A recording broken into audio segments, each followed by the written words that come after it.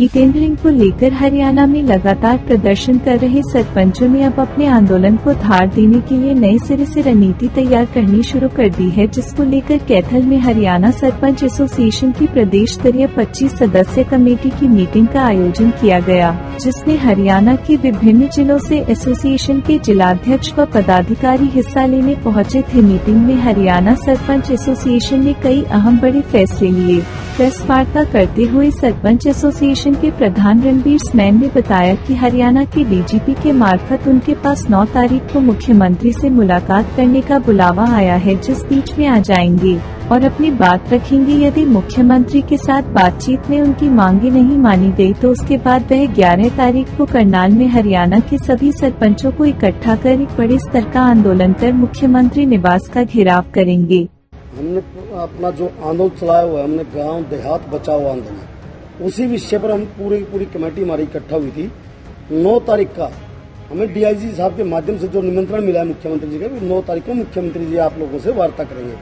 अगर 9 तारीख को हमारी मांगे नहीं मानी जाती, हमारा मसला सॉर्ट आउट नहीं होता टेबल पर बैठ के, तो हम 11 मार्च को करनाल के अंदर सीएम हाउस का घेराव करेंगे, लाखों की संख्या में ग्रामीण क्षेत्र के लोगों को अपने साथ लेकर। मुख्य मांग तो हमारी वही है जो संविधान के 73वें संशोधन 11वीं सूची में 29 अधिकार दिए गए ग्राम पंचायतों के, और राइट टू रिकॉल है। राइट टू रिकॉल एमपी भी लेके आए, एमएलए भी लेके आए और फिर सरपंच भी लागू हो, वो भी इलेक्टेड बॉडी है और हम भी इलेक्टेड बॉडी है। और भी काफी मांगे हमारी, वो हमने मांग पत्र दिया हुआ है। मानदेय की है, अपना एक ये है मनरेगा की है। मनरेगा की दिहाड़ी आज के टाइम 600 रुपये होनी चाहिए हमारे हिसाब से। 321 रुपये में आज के टाइम गुजारा नहीं है। एक मनरेगा की ऑनलाइन हाजिरी लगती है। अपने देश में गांव के अंदर कई जगह नेटवर्क नहीं लगता। मजदूर लोग बेचारे अपना काम तो कर लेते हैं, लेकिन हाजिरी के टाइम पे उनकी हाजिरी शो नहीं होती, तो उनको बड़ी दिक्कत आ रही है। देखो, ये तो कहने की बातें होती है। पहले किसानी आंदोलन के टाइम भी कहते थे कि ये तो देखो सरकार पहले तो बोलती है, वो तो विरोध चल रहा है हमारा, उसके सामने देखो टेबल पर बैठे क्या बातें होती, क्या निष्कर्ष निकलता हमारा। तो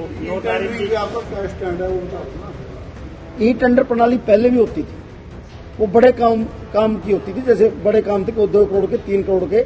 हम चाहते हैं पंचायत ग्राम पंचायतों का दायरा बढ़ाया जाए। ये जो 2 लाख की लिमिट, जो 2 लाख का सिस्टम किया ना, वो दायरा बढ़ाया जाए ग्राम पंचायत, ताकि हम अपने गांव देहात का विकास कर सकें। इससे मतलब शहरों में भी तो ई टेंडरिंग से काम होते हैं, तो गांव में अगर ये काम होते हैं तो आपको किस बात का विरोध है? जो आज सरकार ई टेंडर प्रथा लागू कर रही है, आप गांव की बात करते हो, तो जो आज ये ई टेंडर प्रथा चालू कर रहे हैं, शायद इनको धरातल का पता नहीं है। मैं सिरसा डिस्ट्रिक्ट से हूँ और जो भी मेरा जो इलाका है वो सेम ग्रस्त है। तो उसके बाद में ये सोचो कि ई टेंडर लागू होते हैं तो सेम ग्रस्त इलाका है, उसमें कोई भी समस्या खड़ी हो जाती है। ठीक है, क्यों पीछे भी है जो उसमें था, सेम नाले का था, हमारे सेम नाला टूट गया। टूटने के बाद गांव में पानी भर गया। ठीक है, पानी भरने के बाद जो गांव की जो स्थिति थी वो बहुत गंदी तरह हो गई थी। तो जो 1.5 साल रहा सरकार का पीछे, उसके अंदर हमने गांव की तरफ से 5-5, 4-4 हजार रुपए इकट्ठे करके हमने वो बांध बनवाया और किसी भी जैसे भी हिसाब से जैसे गांव को बचाने का काम किया। तो इस तरह की आपत्ति हो जाती है तो मैं सरकार से ये पूछना चाहती हूँ कि वो क्या सोल्यूशन निकालेंगे। हम एक बात और ई टेंडर नहीं, हम ई टेंडर के लिए भी मना नहीं कर रहे, सरकार करती है तो करो, पर जो गांव की जो समस्या खड़ी होती है उसका भी तो हल निकालो। पीछे भी 1.5 साल के अंदर ई टेंडर रहे हैं। हम ये आपके माध्यम से सरकार को ये भी चेतावनी देना चाहते हैं कि जो उस टाइम काम हुए हैं उनको चेक करवाइए। और फिर हमने कुछ मंत्री साहब से बात भी हुई थी हमारी, हमने ये भी कहा था कि 2 साल का हमें टाइम दीजिए, हम जो भी है हम काम करके दिखाते हैं, उसकी आप इंक्वायरी करवा लीजिए। उसके बाद में फिर आप 2 लाख की हमें कमान देते हैं तो उसको भी बंद कर दीजिए, हमें 2 लाख की भी जरूरत नहीं है। तो ये चीज हमने सरकार को बोली हुई है। तो उस साइड मंत्री महोदय ने ये बोला था कि मेरे हाथ में कुछ नहीं है। उसके बाद में हमें सीएम साहब के पास भेजा गया है। हम वहां पे गए हैं, पंचकुला के अंदर भी गए हैं, तो हम उनसे बात करने के लिए गए थे। वहाँ पे जो भी हुआ वो आपके सामने था, लाठीचार्ज भी हुआ। देखो, हम भी चुने हुए प्रतिनिधि हैं और जो इनकी सरकार बनी है वो 3 बार बन चुकी है, वो हमारे ही वोटों से बनी है।